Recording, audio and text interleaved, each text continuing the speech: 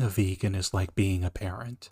It's a sacrifice. There's so much you used to be able to do that you can't anymore. And misery loves company, so parents and vegans love to tell you about how great it is. They're like, oh, being a vegan/parent is so great.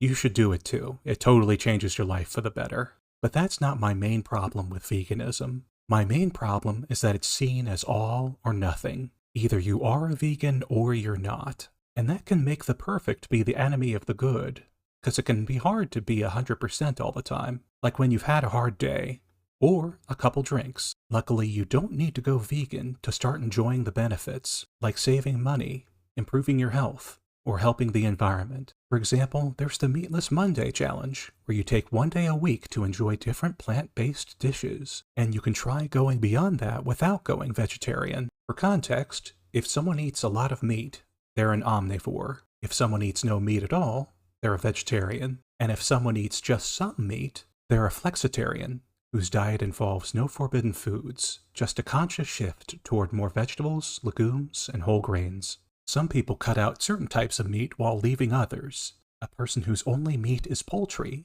is a pollotarian. A person whose only meat is fish is a pescatarian. And a person whose only meat is poultry and fish is a pollo-pescatarian or a pesca-pollotarian. There's also a large spectrum between typical vegetarians and vegans. If someone doesn't have meat but has lots of dairy, eggs, and honey, they're a lacto-ovo-vegetarian. If someone has none of those things, they're a vegan. And in between, if someone has no meat but only some dairy, eggs, and honey, they're a flexivegan, or someone who predominantly follows a vegan diet but occasionally makes exceptions for animal products. Once again, some people cut out some of these foods and not others. A vegetarian who has dairy and honey only is a lacto-vegetarian. A vegetarian who has eggs and honey only is an ovo-vegetarian.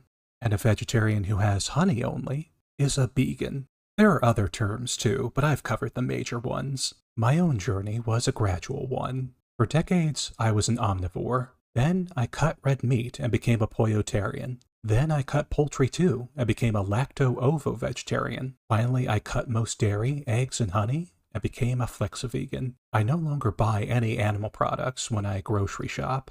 But when I'm with friends or family at their place or at a restaurant, I'll eat something that's merely vegetarian if there's no other choice. That way, I can still have an occasional bit of Wednesdaydale. And for my sweet tooth, there's always Oreos. Some vegans say that there's no such thing as flex-a-vegan. One big reason for that is equating veganism with ethical veganism, which is one of two common reasons for vegans. Ethical veganism is based on non-human animal rights. So to an ethical vegan, saying you're 99% vegan is like saying you're against murder 99% of the time. Meanwhile, there's also environmental veganism, which is obviously based on environmentalism. To an environmental vegan, 99% vegan means 99% less food pollution.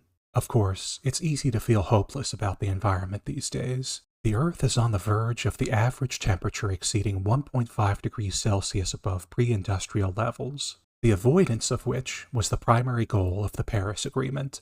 Time is running out to meet the secondary goal, not letting the average temperature exceed 2 degrees Celsius above pre-industrial levels, and things are gonna get worse fast. This year alone, there's a significant chance of a super El Niño, which could cause severe droughts and flooding. To quote Kurt Vonnegut, the Earth's immune system is trying to get rid of us, as well it should. But again, it's a mistake to think of this in terms of all or nothing. If we all step up and work together, we can still prevent the worst of all bad endings. Thanks for watching, like and subscribe for more, and remember, you don't have to eat perfect to eat better.